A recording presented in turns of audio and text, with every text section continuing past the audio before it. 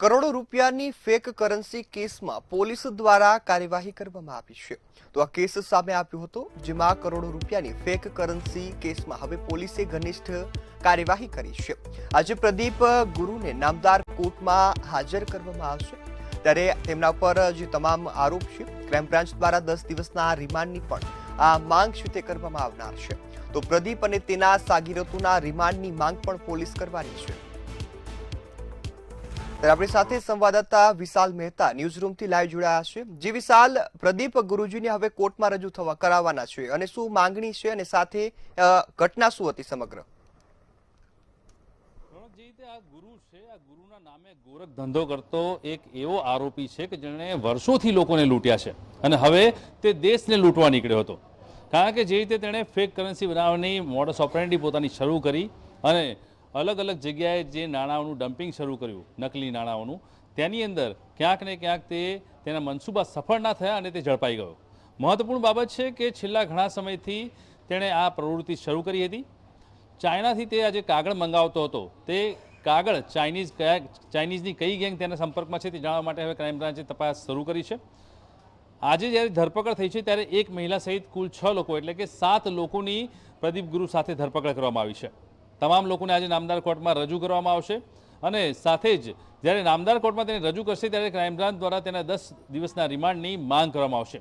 તેમાં મહત્વપૂર્ણ મુદ્દાઓની જો વાત કરવામાં આવે તો મહત્વપૂર્ણ મુદ્દા એ છે કે નકલી નોટોનું જે તેનું નેટવર્ક છે, તે નેટવર્ક કેટલું મોટું છે, તે માત્ર અમદાવાદ, સુરત કે આસપાસના શહેરો પૂરતું છે કે પછી ગુજરાત કે પછી સમગ્ર ભારત પૂરતું, તે જાણવા માટે પોલીસે હવે કવાયત શરૂ કરી છે, અલગ અલગ ટીમો બનાવી છે અને સાથે જ જે એજન્ટની કામગીરી છે, એટલે કે પ્રદીપ ગુરુ સાથે જે સંકળાયેલા લોકો હતા, જે એજન્ટો હતા, તેને શોધી અને તેમની પૂછપરછ કરવાની કવાયત પણ હાથ ધરવામાં આવી છે।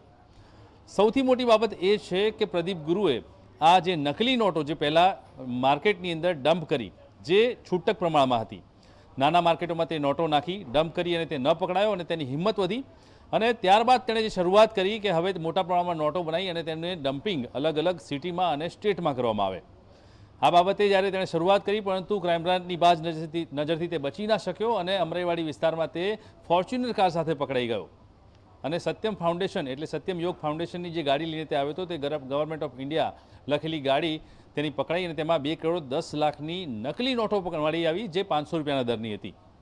આ સમગ્ર નોટોના આધારે તેણે કોઈ પ્રોપર્ટી ખરીદી છે કે કેમ, સાથે જ તેના બેંક એકાઉન્ટની તપાસ કરવામાં આવશે, તેના લોકરોની તપાસ કરવામાં આવશે, તેનું જે ફાઉન્ડેશન છે તે કયા આધાર પર તેણે ઊભું કર્યું હતું અને તેને લઈને ભૂતકાળમાં કેટલા ગોરખ ધંધાઓ કરેલા છે, તેની સામે અન્ય કેટલા કેસો દાખલ થયેલા છે, તેની સાથે અન્ય કેટલા લોકો જોડાયેલા છે અને આ ઉપરાંત આ સમગ્ર બાબતની અંદર ખાસ કરીને જોવા જઈએ તો આ જે નકલી નોટોનો કારોબાર છે તેની અંદર કેટલા લોકો તેની સાથે ગર્ભિત રીતે અને પડદા પાછળ જોડાયેલા છે, તે જાણવા માટે CDR અને ટેકનિકલ રિસોર્સિસનો અને જે ખાસ કરીને હ્યુમન રિસોર્સિસનો ઉપયોગ કરી અને ક્રાઇમ બ્રાન્ચે તપાસનો દોર શરૂ કર્યો છે। એટલે કહી શકાય કે હવે ધીરે ધીરે પ્રદીપ ગુરુ કે જેના ગોરખ ધંધા છે તેની અંદર હવે મુશ્કેલીઓ વધતી જશે, કારણ કે નામદાર કોર્ટ દ્વારા આજે 10 દિવસના રિમાન્ડની માંગ કરવામાં આવશે અને જ્યારે રિમાન્ડ મળશે ત્યારે પોલીસ દ્વારા શરૂ થનારી જે કવાયત છે તે તેના માટે ખૂબ જ કપરી સાબિત થવાની છે અને આવનારા સમયની અંદર આ સમગ્ર બાબતમાં ક્યાંક ને ક્યાંક પ્રદીપ ગુરુના ગોરખ ધંધાઓ ખુલીને બહાર આવશે અને તેના નકલી નોટોનું જે નેટવર્ક છે તે ખુલવા પામશે અને પડદા પાછળના ચહેરાઓ પણ બહાર આવશે। જી બિલકુલ વિશાલ, સંપૂર્ણ માહિતી બદલ આપનો આભાર। તો હાલની સ્થિતિ જે પ્રદીપ ગુરુજી છે તેમને કોર્ટમાં રજૂ કરવામાં આવશે અને 10 દિવસના રિમાન્ડની માંગ છે તે પોલીસ કરવાની છે। આ તપાસમાં અનેક જગ્યા પર કથિત વ્યવહારોના પણ ખુલાસા થાય તેવી શક્યતાઓ હાલ વ્યક્ત કરવામાં આવી છે। સાથે સાથે આ નકલી જે કરન્સીનું નેટવર્ક છે તે ક્યાં સુધી ફેલાયેલું છે તેને લઈને પણ તપાસ શરૂ કરવામાં આવી છે। ફેક કરન્સી ઉપયોગથી મિલકત ખરીદી છે કે કેમ તેને લઈને પણ જે તપાસ છે તે કરવામાં આવશે। તેમની ફોર્ચ્યુનર ગાડીમાંથી 2 કરોડ ઉપરના જે નકલી નોટોનો જથ્થો છે તે મળી આવ્યો હતો, જે બાદ તેમની ધરપકડ કરી છે। તેમના સાગીરતોને પણ હાલ ઝડપી પાડવામાં આવ્યા છે। ડુપ્લિકેટ કરન્સી બનાવવા અંગે જે સમગ્ર બાબતે તપાસ થઈ રહી છે। જે કાચો માલ છે તે ચાઇનાથી મંગાવતા હોવાનો પણ અહીં ખુલાસો